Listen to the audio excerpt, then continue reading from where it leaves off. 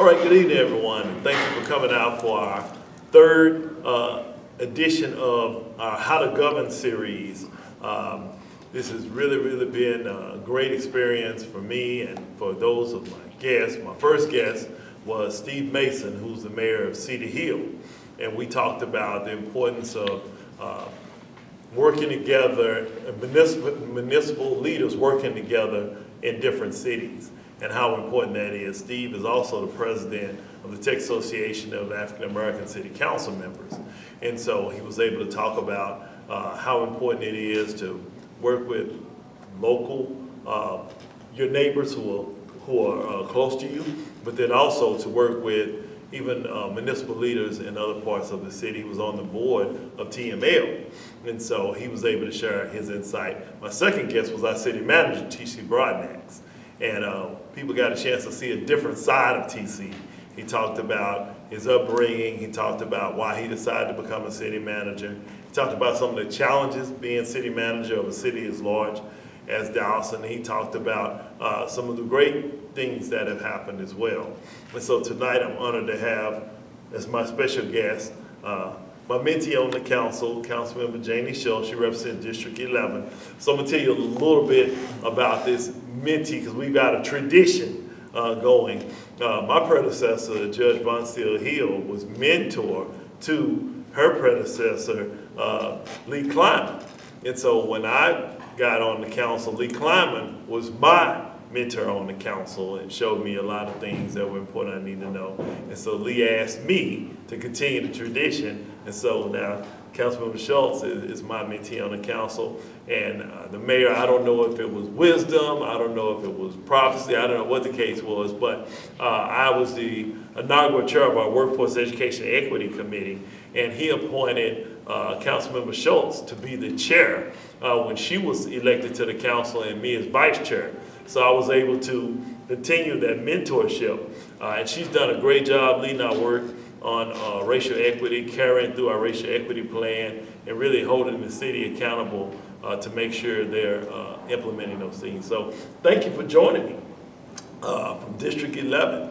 I'm really excited to have you with me. So tell us a little bit about yourself, your upbringing, and then why you decided to run for city council. Sure, absolutely. Well, let me just start by saying that I commit to continuing that tradition with whoever replaces you in District 3. It would be an honor and privilege to be able to do that. Although I won't have had nearly the experience that you had in helping me, and you have been a great help. Thank you so much. So I got interested in city government when I had an internship at City Hall in my sophomore year of high school. And I had internships all the way through. And what high school was that? Sorry, Skyline Raiders, there we go. Absolutely. And so it really changed my life. We had a speaker come in who was the assistant city manager, a man named Levi Davis, who was the first African-American senior manager for the city of Dallas. I didn't know that at the time, I was a kid. And he has been my mentor still to this day and guides me in a lot of things. So I remember coming home from school that night and telling my parents, I'm gonna be a city manager. I didn't know what that was, I didn't know what it meant, but I went all the way through undergraduate and graduate school in order to learn what that meant, and then realized that maybe I wasn't meant to be the city manager side of things, and I went into our family business, but always stayed up on what was happening in the city. And then in 2014, Councilmember Kleinman asked me to be his city plan commissioner, and I fell in love with it and really found my real sweet spot in terms of my skills and my interest and my deep passion and love for the city. So when the seat was open, when he termed out, it was a natural next step for me to run, and so that's where I've been. Excellent, excellent, very good, very good. So let's talk about in your short time on the council, what are some things that you have learned that you learned that are a little bit different than your perception coming in? Yes. So working on the City Plan Commission, you know, it's very collegial. We work together, we talk about a lot of things, and there's slightly different rules than there are for council. So one of the first things that I learned on being on council is it's not just a quorum that you have to avoid, it's committee quorum, so sometimes you can't talk to more than 2 people about something. And so that was really all those rules about conversation. I realized that it makes it much, much harder than people realize for council to be able to craft a common vision. That was a big surprise for me.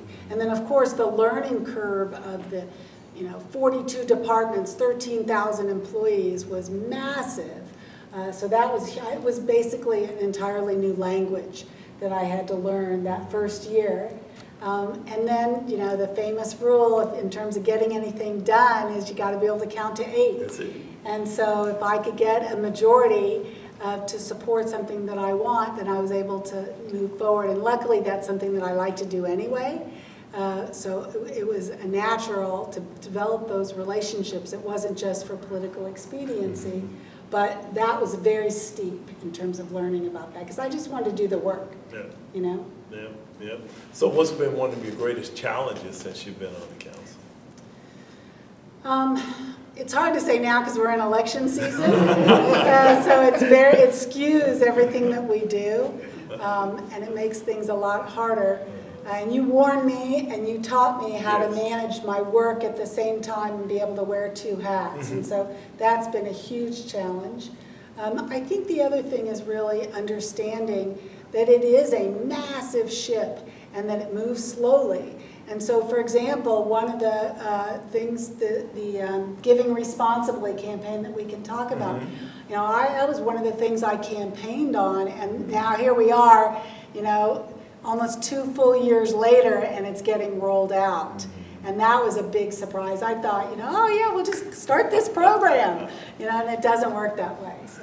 Yeah, and I mean, we're invited, and I'm glad that this is being recorded, because we invited candidates, we invited council members in other cities, because there are some things that you learn from actually governing in a city as large as Dallas, that you won't learn from any other city or from any other experience.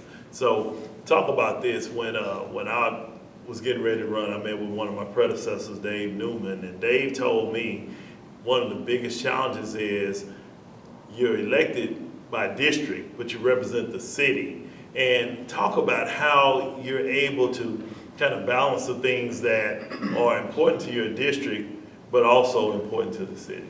That's a really, really good point, Casey, and I think perhaps the greatest example of that is the racial equity work that we're doing, because the reason we're doing the racial equity work is because the northern part of Dallas had all the advantages all those years, and so now we have to work on that equity. And so how to navigate people who've been in the place of the most privilege all these years to realize now there's other parts of town that need a different kind of attention is a very interesting journey.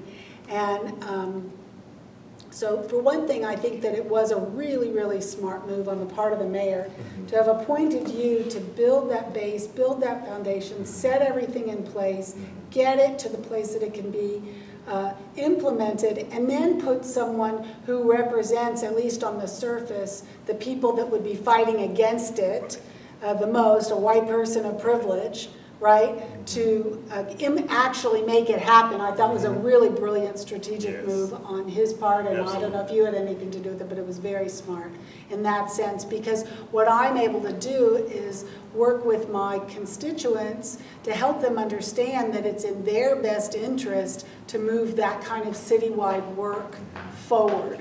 So the way that I explain it most simplistically is in 2 illustrations.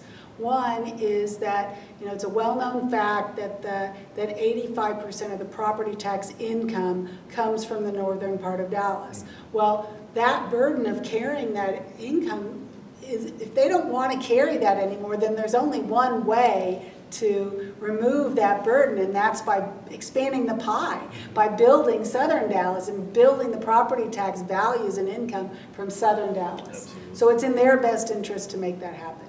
The other thing is the fact from a report that you actually shared with me, which is if we can bring black and brown income up to the place where white income is in Dallas, it's basically half right now, It'll add $115 billion to our local GDP. With a B, right? With a B, billion.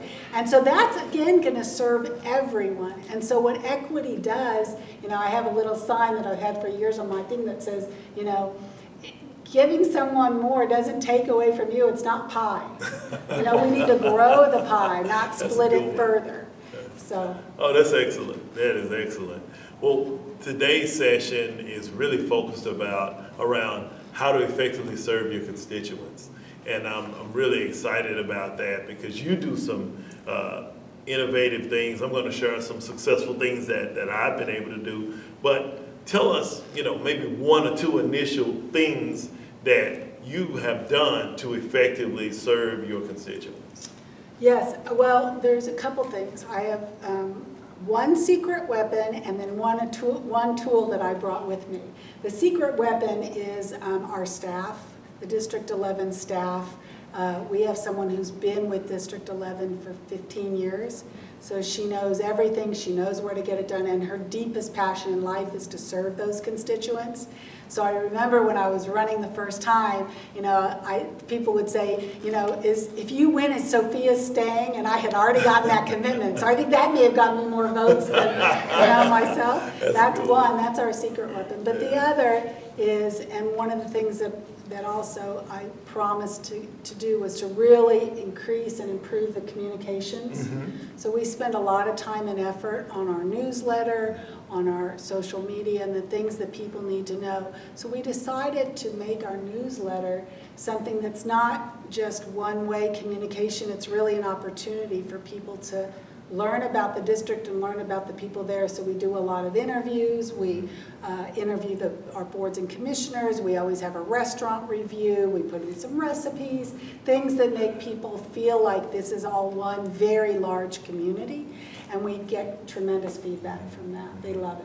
Your newsletter is amazing. I get it every week, and it's really, really good information.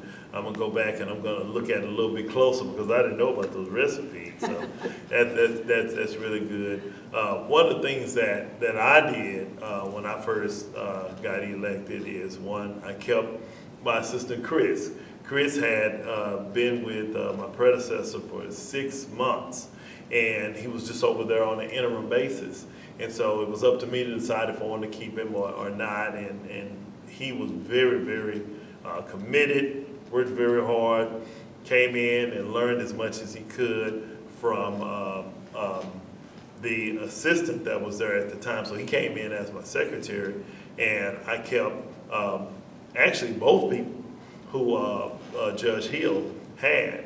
And so Shauna is her name. Shauna was my assistant, and so she stayed with us for maybe about 6 months, and then, she just saw a need that she was going to move to another department.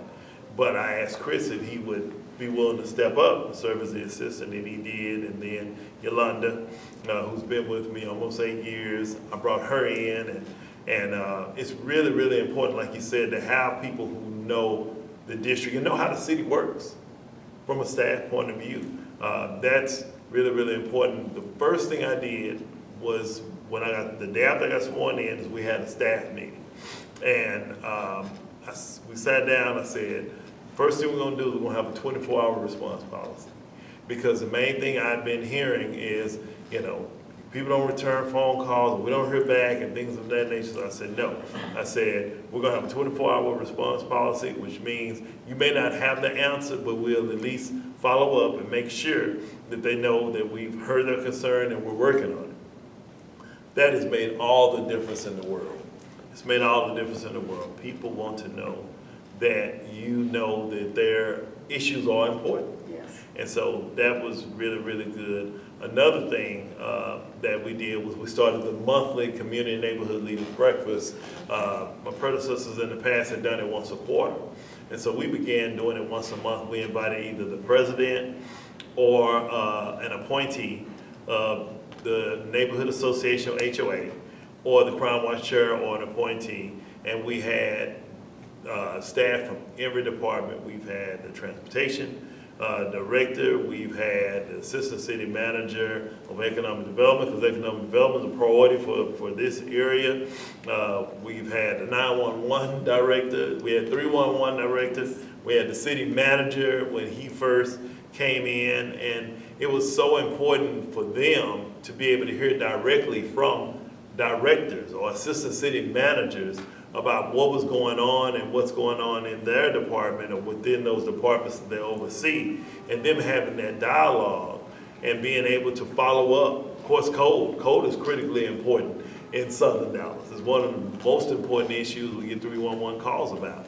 And so having that way in which they could have communication, not just with me, because we have a Q&A portion before we have our speaker to come up, but having them to have that interaction with high-level city staff who can actually share with them, you know, they're the shot caller, they're the one the buck stops with them, and being able to talk with them, that's been extremely important. So tell me, what are some, based on the feedback you've gotten from your constituents, what are some things that they've told you that they really like about how your office functions? Yes, thank you. So in addition to a similar response, I came out of the customer service business. I was in the hotel business for a long time, so I understand what that means. And so, yes, definitely being very, very responsive. In fact, when people say, you know, I called your office and no one answered, I'm like always shocked, because it's either not true or something was wrong with our phone, because that is not how we operate, and it just breaks my heart every time I hear it. The other thing that they really like is similar to your monthly breakfast. We haven't done it as frequently. We've had a quarterly. I went to one of our constituents. One of the things that also is very, very important to me is to build up neighborhood leadership, community, district leadership in all kinds of ways, not just as neighborhood leaders, but for example, there's a man, Dr. Glenn Newman, who teaches at Richland College, and I asked him if he would help me create this Neighborhood Leaders Institute. So very similar to your monthly breakfast, we just add one other component to it, which is a leadership training. So half of it is city services, the other half is how are you a better leader for your neighborhood organization or crime watch or whatever. How do you grow your membership? How do you do social media? How do you do security? Whatever it is. And Dr. Newman really helped me develop that program, and now we have a new community leader to do that. So I have a lot of community task forces, and I want to make sure that the succession planning for every board and commission is in place. So it's not, I'm not, you know, oh, I need somebody for this. There's already a natural pipeline for every single thing that we're doing. So those things, yeah. Wow, I had never thought about, like you said, using that training entity as a pipeline for appointees of board and commissions. Because we always turn around and say, you know, hey, you know, I need someone for this, I need someone for that board or that commission, and but that's excellent. See, I'm learning, and on my way out the door, I'm still learning from you. That's really helpful. You know, I tell you another thing that I did that, you know, early on, and community engagement was really, really important to me. You're the master for sure. Well, thank you. You know, the two things I heard more than anything else was, you know, I don't see the council members, or when I call, I don't hear anything else. And so I wanted to make sure I addressed both of those concerns. I mean, I probably was out in the community my first year and a half, more, you know, than anything else. But the other thing I did was I hosted community meetings. I hosted about 20 community meetings my first year in office. And what I wanted to do, and you know, my background was as a teacher. And you know, one of the things I learned as a teacher, and one of the reasons I knew I was meant to be a teacher, is when I would learn something, I want somebody else to know it. And so one of the biggest things when we did onboarding, which is where the council actually meets with all of the different assistant city managers and directors, and they train us on what goes on in their department. But the thing that I learned on onboarding, more important probably than anything else, was the importance of keeping your service request number.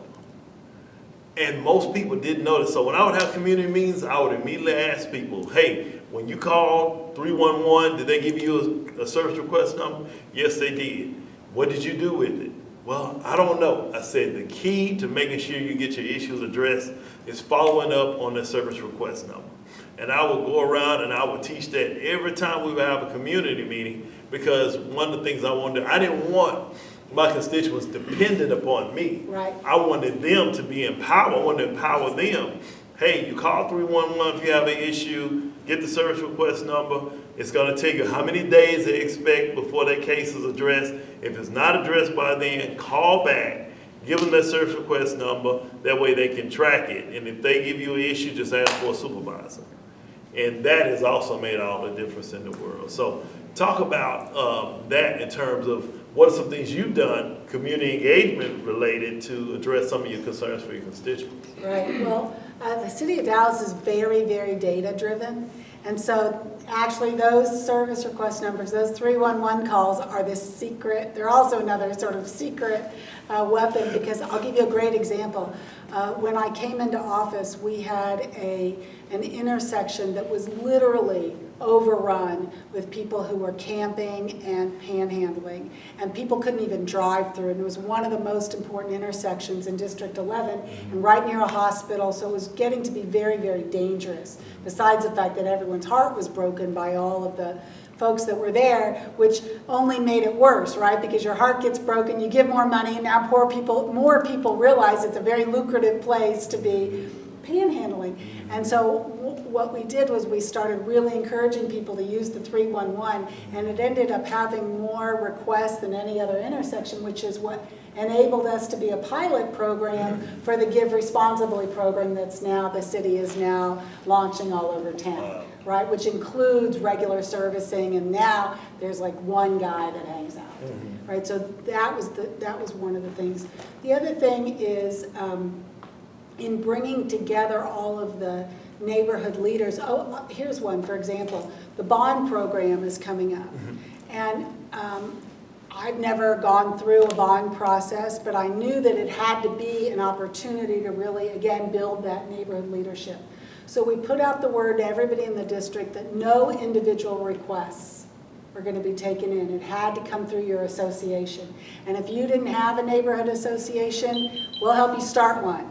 Well, you have to come in as a group. We're not taking your individual alley unless there's really extenuating circumstances. And so that really helped people get together who maybe hadn't before to talk about the issues and the needs in their community. So that was another really strong tool where we use that, the neighborhood grouping, if you will. You know, it's interesting you should talk about the bond. It's a good segue, and then we're going to take Q&A. You know, I'm just a firm believer, especially whenever I moderate a discussion, that there should be as much time, if not more, for audience participation as it is for, you know, the initial discussion. So what I did back in 2017, and I was even better at it this time, was I invited all those neighborhood association presidents were asked to, I gave them a homework assignment. I said, if there are any bond-related projects, I need you to make sure that you turn them in, and then we'll make sure that we get that added to the needs inventory list. Well, once we got the final needs inventory list, I had another breakfast meeting, and what I did was I walked through every District 3 project. That's a great idea. And the key behind it was, if you see your house, or you see your street, or you see your thoroughfare that you drive every day on that list, then it'll not only motivate you to vote for the bond, but it'll motivate you to tell your neighbors, hey, your house that needs erosion control project, or our street that hadn't been, you know, improved in 30, 40 years is on that list. We need you to make sure you go out and vote. And it was a really effective strategy. And so this time, what we've done is I gave every president an assignment to go back to the neighborhood association and come back with those potential projects in their neighborhood. And so at the last breakfast, and this was, you know, it was being Big Brother. I was being Big Brother. Sometimes I'm council member, sometimes I'm Big Brother, okay? And I had to be Big Brother. And what I did was I had my staff to send out an email to every president of every neighborhood association, every HOA, every crime watch, and let them know Councilman Thomas is hosting a breakfast and he needs you or your representative there. I literally stood right there because we met here, had a catered breakfast, whole 9 yards. I stood right there and I had a list and I called the roll. Wow. I called every neighborhood association or every crime watch or every HOA, and they had to say present or not, and not secretary. A president, unless you as a secretary was sent by your president.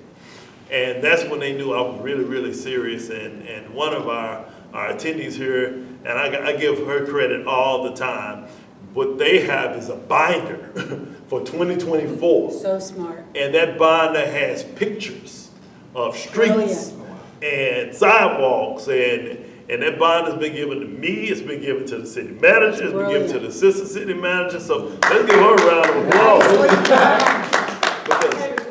There you go, she got it with her.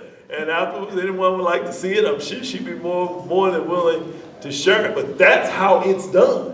You take, there it is, absolutely. You take ownership as a neighborhood leader, because when it's time for the bond, because it's maybe another one for maybe 5 years or 6 years, you don't want to say, you know what, we missed out on it. Correct. Because you didn't turn in those projects in a timely manner. So that's what I wanted to share. Anybody have any questions for me or for Councilman Schultz? We want to give you an opportunity to ask any questions that you have. No questions are dumb questions, okay? You're not going to be on camera, we are. Go ahead. I have a question. So we are kind of in a unique area where our lots are really big and we don't have a lot of neighbors. How do you become effective when you're kind of a little bit on your own or your neighbors are a little bit reclusive? What are your suggestions with that?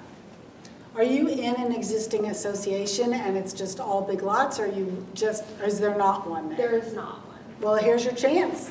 Well, so the weird part is so we only have a couple of houses on our street, like 3 or 4, and the neighbors are pretty reclusive. So one of the things that we've done in District 11, first of all, it depends on what your boundaries are. If I were you, I would find out what's the next closest one, Okay. and see whether or not you can just join them as, where she may, if it's hers, for example, she can let you know, first of all, and assuming they're willing to take y'all in, then there might be things that are unique to just your street or a couple of streets or whatever it is where you could stand up for that. But otherwise, join the bigger group. There's no reason it needs to be by street at all. I've got a neighborhood association, it's actually my own, that has 1,500 homes. And it encompasses probably 7 square miles. It's big. But they have little enclaves within it, so when something is pertinent to that little teeny street or whatever community, it works. Oh, that's good. Okay, thank you. Yeah. Thank you. Excellent question. First of all, thank you for being here. Thank you for doing this. I'm a candidate. Can you talk about your transition into office after your campaign and how you kind of engage those communities that may not have necessarily supported you? Oh, no one didn't. No, I'm just kidding. I'm just kidding. I'm coming behind you. I'm just kidding. That's a good one. I'm kidding. I got a story too. You do? Well, you please. No, go ahead. I'm Sure. going next. Yeah. First of all, I made it really clear throughout the entire campaign that this was never, there was never a case, and I can't imagine there would be for you, where an entire community is opposed to you.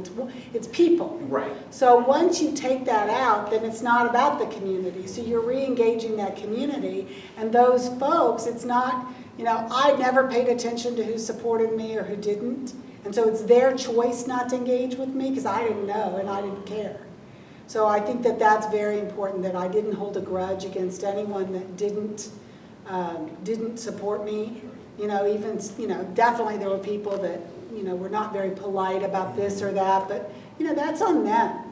And so I just moved on. I will say one thing, I think it's really important that first summer, and it may have been you that gave me that advice, is you must work that It July. was me. Absolutely. I take full credit I for this. was so, because it's your Yes. first budget.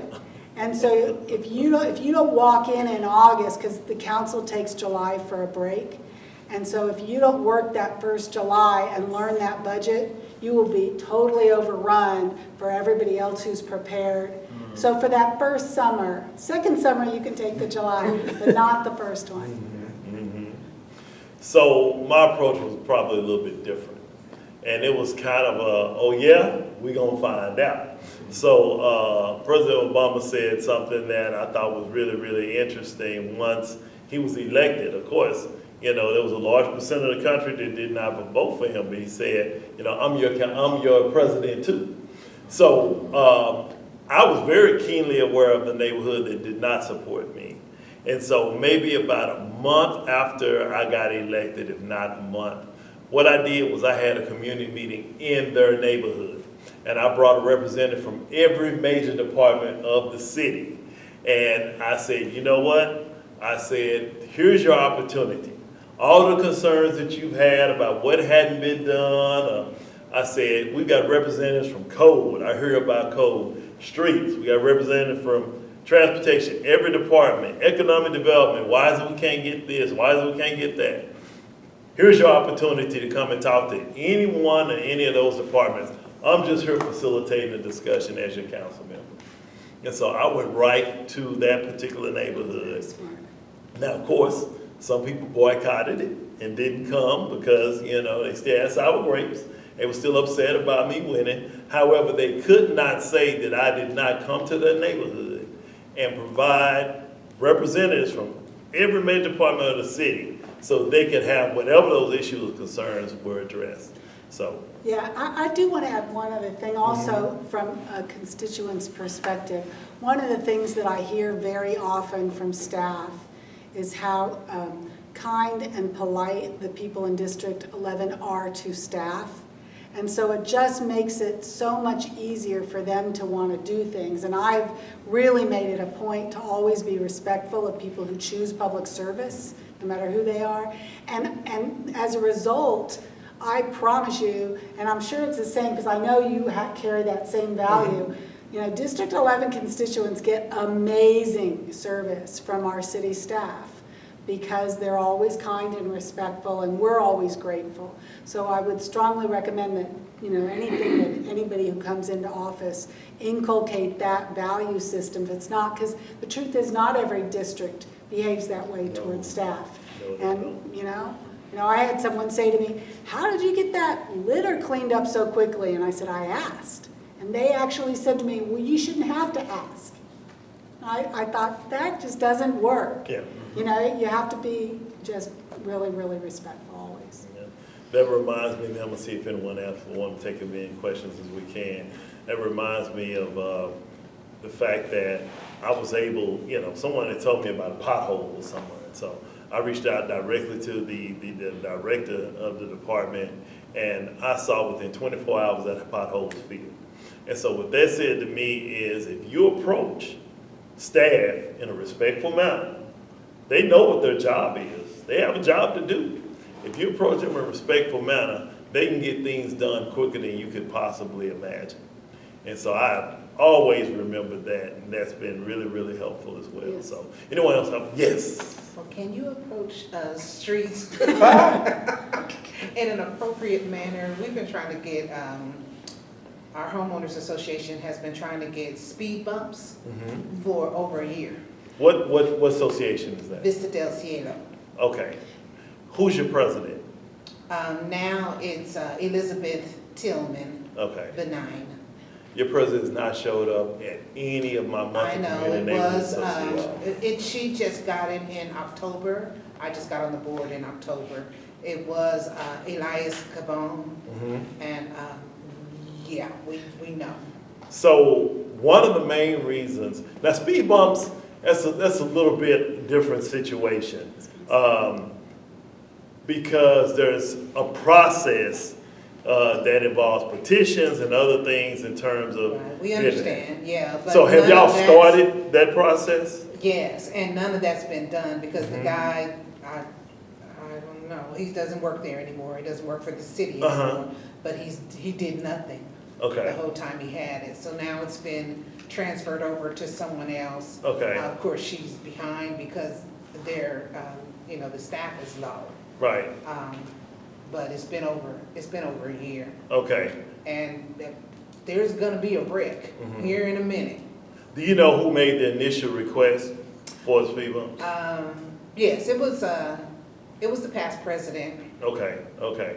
And is the past president still involved in the neighborhood? He is now the secretary. Okay, so if he can, He's not gonna do it. I'm the treasurer. but he okay, need well, to- let me finish. This is what I was gonna say. If he can provide you with that service request number, Okay, then what we can do is we can track the history on it. But before you leave, see Kay, and make sure Kay has your information. And what we're gonna do is we're gonna see, what the challenge is being, because one of the things that is unique over the past maybe 4 years is there are a variety of options to address that challenge. Speed humps is what traditionally has been done, but there are maybe about 4 or 5 different ways, they call them traffic calming methods. There are several other ones that are just as effective as speed humps that don't, you don't have to worry about, because one of the main things that they consider is emergency vehicles. And if they're emergency vehicles, how would that impact? But yeah, Kay's right by you. Here you go, perfect on constituent service. This is how we do it. This is how we do it in District 3. You have an issue, we have you get with staff, so. Yeah, no, I was just gonna add before we wind up that, I know people don't wanna do this, but the most effective thing you can do to calm down traffic is to actually park cars on the street. It slows everything down when there's a parked car. So if you can get your neighbors, nobody wants to do it, but even during the time when it's busy, to get people to agree to park their cars on the street, everything will slow down. And at least it's an interim thing while you're waiting for a permanent kind of solution. Well, and I wanted to let you know that I've been requesting speed limit signs on our street for a year now, and I just talked to someone over at Transportation, and they said they're so backed up that it's Yeah. gonna be months. There was a huge shortage of supplies to be able to produce them Yeah, so, Yeah. during the supply chain crisis. Yeah. So everybody's playing catch up. And one other, bit of wisdom, I share this, whenever people come up to me and bring up concerns, and I tell them, I say, I can't do anything about anything I don't know anything about. Right. Because oftentimes, people go directly to 311 or, and they're frustrated, and by the time they get to me, they're upset. We deal with fires, we deal with forest fires. We don't deal with, small flames, we deal with forest fires. And I say that because by the time it gets to us, people are oftentimes frustrated, things of that nature. And that's why, and I can probably speak for you and your staff, I know your staff. When you call and you're upset, what we want to do is we want to de-escalate the situation. We want to, if you need to vent, we're going to let you vent. If you want to yell at the council member, they're going to take your name and phone number, and my staff is going to give me the number, and they're going to let me know, hey, this person's pretty upset, but they want to talk to you. And that way, when we have the conversation, I already know what to expect. So I'm not going to get an argument with you. I'm going to listen to your concerns. I'm going to say, I tell you what, let's see what we can do to address that. And so you have to have that type of attitude to address those concerns. Something you want to add? Nope, that was great. Anyone else have any questions? Can I ask a general one? Yeah, sure. So you said that earlier you mentioned that Dallas is a really, it's a big city, but each district can be big in and of itself. So how do you weigh competing interests of, speed bumps, in one neighborhood association versus needs? Well, so now, because of our equity work, there's a different weighting system for different things. But for streets and infrastructure, what they do is they look at how long it's been on the needs inventory list. So they start there, and then they start with for maintenance work, they start with the things that need the least repair. So it's a little counterintuitive, but you start with the things that if you just put some more asphalt on it, it'll last another 6 years compared to something that needs a complete reconstruction. Things that need a complete reconstruction are very often held for the bond.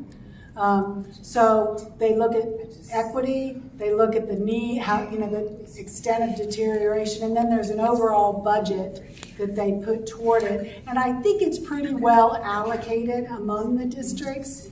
But again, with those two weights included in there, right? So there's some districts that have never had any sidewalks. Well, so more money for sidewalks needs to go there now before you necessarily repair the ones that have been in existence for a long time and stuff like that. Does that help? That was just a general question. Yeah. So I have a question. So how, just out of curiosity, based on that, how like places like Preston Hollow, for example, have such nice, clean streets and like beautiful asphalt and all of that, and then us here down in the south are kind of like, Well, because we have 50 years of investing in North Dallas, right? That's what we did. And so that's what this racial equity plan is designed to do, is spend some time and money investing in the areas we never did. Okay. Now, I will tell you, having part of Preston Hollow in my district, I would be very happy to show you places where there are never alleys, where the streets are like, that. But in general, definitely the northern part of Dallas, as it was being built out,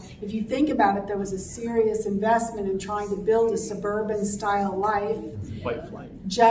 It wasn't necessarily flight. It was as the city was growing, and they planned on the growth being north. The flight happened because of schools. Back when there was desegregation. But before that, like for example, one of my key neighborhoods was built in 1959.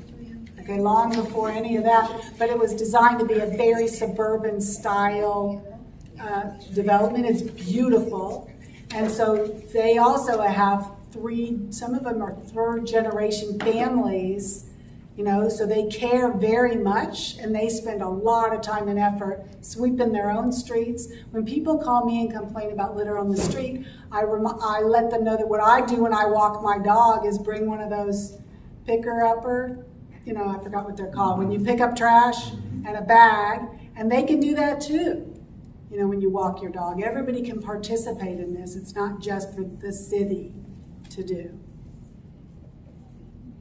Very good, very good. I know Mr. Demas, president of Twin Oaks, just came in. Yeah. And you have a question?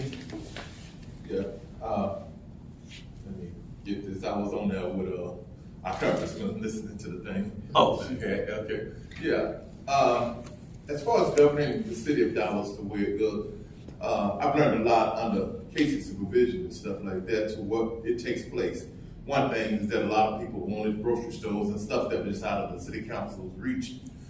And beyond, getting everybody that wants you to agree on one thing is not a joke by no means, though. This can be hard work. As far as what we can do for the city of Dallas, right now, just like we got Tum that's been approved.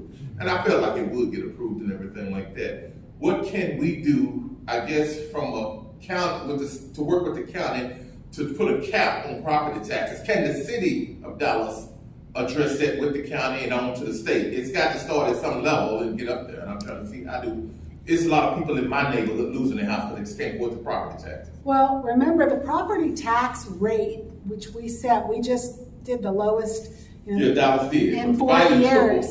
It's our values that are going Exactly. up. So it's like a mixed blessing, right? Your house is worth so much more, and it costs you so much more to stay in it because of that. Yeah. So I don't know that, many people don't want they want their values to continue to go up, right? And so I think that's a real interesting challenge. I personally have committed to continue to reduce the rate as much as we can, as long as values keep going up. If we get to the place where things have flattened out and we have to continue to pay for the same level of services, then we'll have a different conversation. But that's not anywhere in the near future, especially as we continue to have such a shortage of single-family homes. But I do think, to the point of people who are struggling, We need, as a city, it'll be a challenge for us to address people who are beginning to face that because of the values. You shouldn't be punished because the economy is better, right? And so we have to figure out how to help, but I think it'll be at an individual level, because many people can afford it, they just don't want to. Okay. Very good. Well, we have time for one last question. If anyone has a question, Councilmember Schultz has an event in her district that she has to attend. They're doing for the volunteers in patrol, they're doing a VIP pizza party. Oh, that's cool. Oh, I'm going. I know. Right. Can we all go? Sure, I love it. They would too. Excellent. We're going to have another question. Let's give Councilman Schultz a round of applause. She's been excellent. She's been excellent. And so our last session of this series, which has been, my gift back to the city, is on the third Wednesday. We do these every third Wednesday. It's going to be the last one. It's entitled "Who's Got Next?" And so oftentimes, as Councilmember Schultz did, board and commission members are board commissions are the training ground for running for city council. And so I'm going to have some of my appointees, our park board, our plan commission, to come and talk about their experience. Serving on boards, I may have a few other appointees, and depending if there's a runoff or not, I may have my successor here to talk about their plans and visions. So once again, this has been a labor of love. I have really enjoyed these conversations. I'm so glad that you were available to be here so you can share your tricks of the trade that you have learned to help you be as effective as you have been. And you have my full support. If you need me to come knock a door, work a polling site, let me know where and when, and I will be there. Thank you. And so, No, I'm just kidding. May I just say that Councilmember Thomas, Chair Thomas, Friend Thomas is really one of the most gifted legislators, policymakers, leaders, visionaries that we've ever had on City Council, and you will be sorely missed. oh, thank you. Yes, thank you for teaching me so much. You're more than welcome. I didn't pay her to say that. No, no. I didn't pay her to say that. That's not what she said. But thank you. Pass the word. This last one have a full audience. This is going to be the last one, and we want to make sure we have a full audience. They're going to be prepared to share their experiences. You be prepared to bring your questions. So, and thank you, CW, for doing a great job of recording this. We will make this available on social media. I'll email it to you, and that way you can share it as well. But everyone, have a good night. We want to get you out of here before the playoff games got started. Playoffs. So, yes. So the next meeting is May 17th? I believe so. If that's the third Wednesday, we do it at 6 o'clock because we have to close the rec center at 8 o'clock. Yes.